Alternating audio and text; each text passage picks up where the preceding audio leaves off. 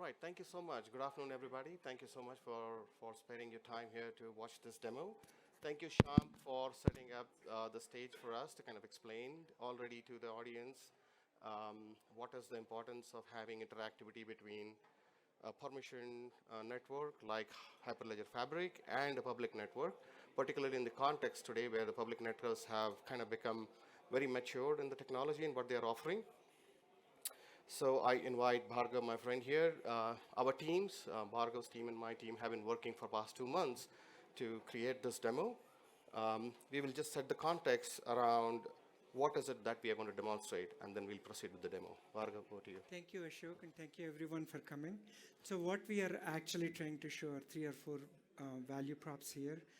On the left side, you have Hyperledger Fabric driven asset ledger.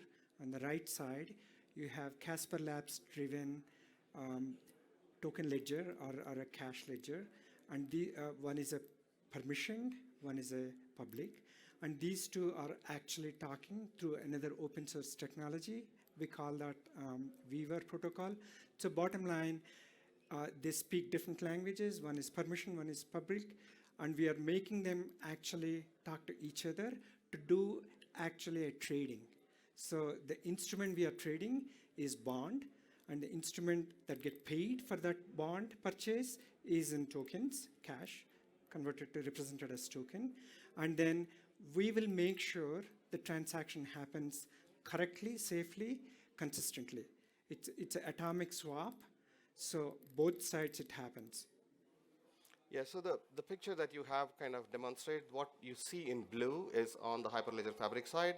What you see in red or purple color, okay, is on the CasperLedger, Casper technology, Casper network. So we have asset, the bond on Hyperledger, and we have tokens on the Casper, and we show you using actual network, and we have an integration test network. So Casper has 3 networks. One is the live main public network, and then we have integration network and test network. We are actually using the integration test network for this particular demonstration. I need to just speak 1 minute here. We have 3 personas. One is a treasurer who issues the bond. That's just one-time activity. Yeah. And then we have 2 personas, Alice, that's me, and then Bob, that's Ashok, and we are doing the trading. Okay? Yeah. And both the parties have accounts in both the ledgers. Yeah, we have Alice and Bob. We could have been Ashok and Bhargav as well. All right. So anytime you see blue, it's asset side, and I'm going to log in as treasurer. Click on the.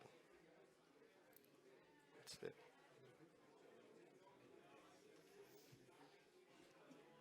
Okay, so you can see I'm on a treasurer here. Okay, it's in the blue color. So I'm going to go ahead, and you can see the matrix here. I'm going to create one bond. It's going to be $10,000. You can see here. It's going to be gold, and it's going to be 10% interest, and it's annual. This number changes to 5. So we have created a bond. It has a bond ID 211. Its individual ID, group ID is this. You can see that it's owned by treasurer currently, and you can see the details. Okay. So right now this is in play. So I'm going to exit. I'm now going to be Alice.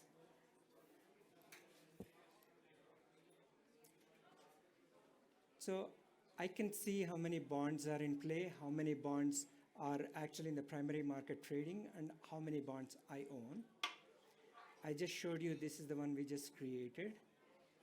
And I want to, as an Alice, you can see I'm Alice here. I'm going to purchase. Okay.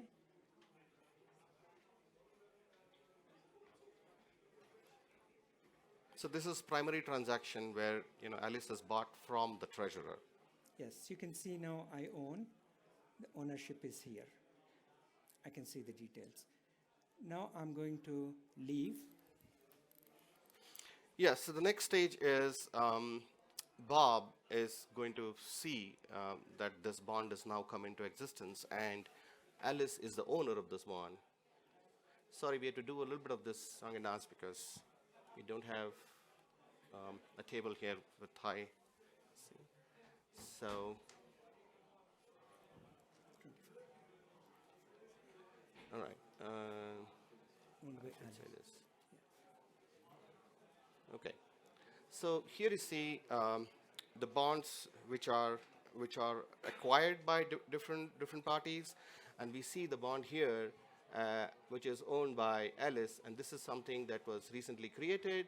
You see the timestamp here, date of maturity here, and this is something that I now see in the market, and I'm interested as Bob to buy it from Alice. So what I do is I go and initiate purchase. I send in a request.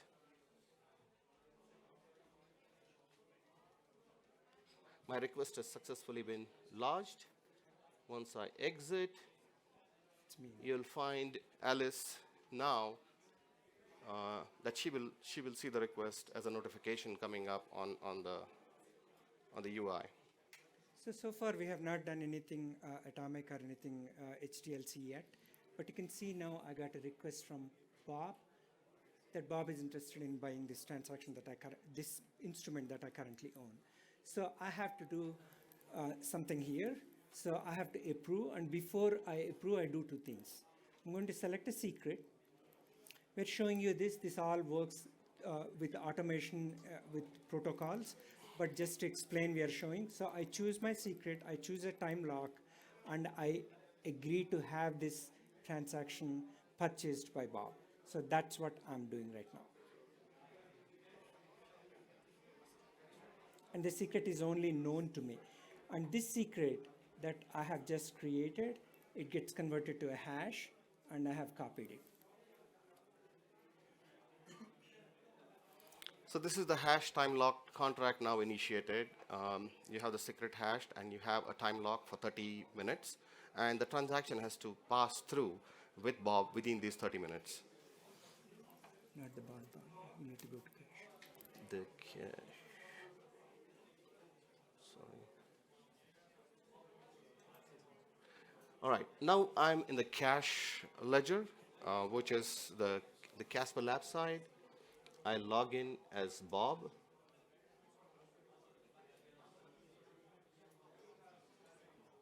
And I know the value of the tokens is value of the bond is 10,000, so I transfer 10,000 to Alice.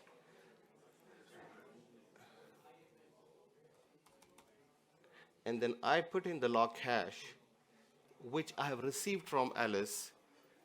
Out of band. Out of band. This is not captured on the network, but there are ways to pass on the hash, in a secure manner between the two parties.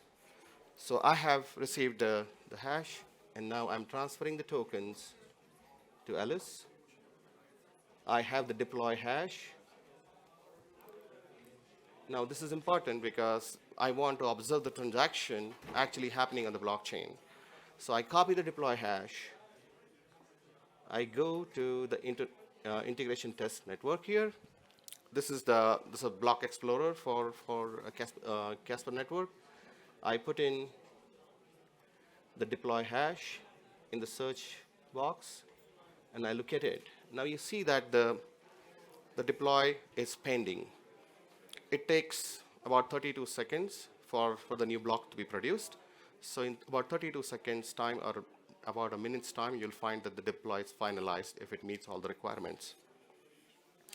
While we are waiting for it, I could quickly explain to you the block explorer, and I'm going to the main net here. So this is the CSPR.Lite block explorer for Casper's main network. You see that we have 100 validators. Now every 2 hours, the validators are selected based on their stake, the amount of tokens that are staking in the network. Currently, we have about 76% of the total supply locked in. You see the number of tokens actually locked in. You see the circulating supply, and you also see the annual yield that is being offered. On the Explorer, you also see all the top validators. You see the blocks that are coming out. If you click on the blocks, you see the deploys within the blocks. You have the same things available here. You have tools available where you can do, look at the connected peers. You can connect your wallet and make transactions, transfer, delegate tokens. That means stake tokens or unstake tokens. So all this is available here. Let's go back to the integration test network and refresh this. You see that the deploy is successful, You can expand. right? Show this. I'll do that in the next one. So let's go back to the cash ledger now and refresh that as well. So you see that the token balance, which was 32,000, has now become 22,000 here. Right, so 10,000 has been locked into the contract. I exit, and now Bob will log in to see that the tokens have been offered to him. Alice, so I'm going to claim the tokens. Yeah, Alice. So you can see the token balance that Alice has at this point is 32,000. I'm going to claim the tokens that Bob has agreed to pass on to me for the bond that I approved. Now that I'm going to claim the tokens, I need to reveal my secret so he can claim the bond. This is the final step in your HDLC protocol. So I'm going to claim, and I have a deploy hash. Yep. I can explain that. Yeah, go ahead. And copy that. It's the same routine here. We put the deploy hash into the block explorer. We see that this deploy is also pending. In the meantime, I could explain to you another deploy and kind of what the deploy shows, right? So when you go and click on the deploy and really look for raw data,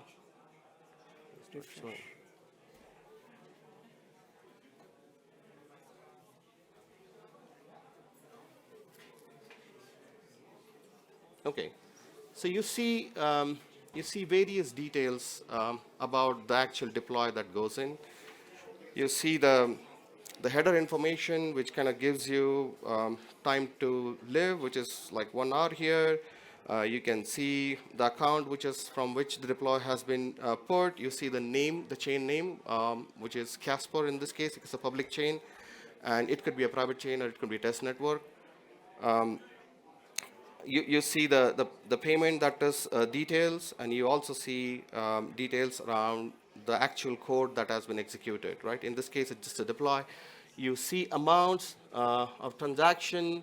You see the success or failure of the deploy, and the cost. You see this here, success and the cost that is gone to make this deploy successful, right? Executing the deploy. Let's go back to the integration test network. The deploy was pending. Let's refresh the page.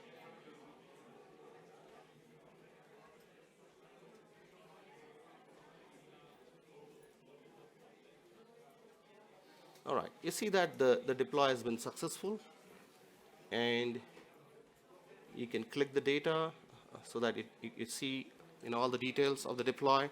You see here I had pointed out the name of the network. You have it, integration test network. This is a test network. So you have all the details here for the deploy. Let's go back to, all right. So now Alice has come back to her account here, and she sees that her tokens have increased from 32 to 42. So that means she has received the tokens, right? Now you go back to the bond. You can log out and then go to the bond. Yes, bond. Go to the bond here. Now log in as Bob. You see the claim bonds button here. I click that. Now I already have the secret key because it's been included in the deploy. The value of HTLC is, even if somebody watches that secret now, they are not able to get the deploy because it's locked in for that particular person and the time. So the bond now cannot be transferred to anybody else other than Bob. So I put in the secret, I claim the bond.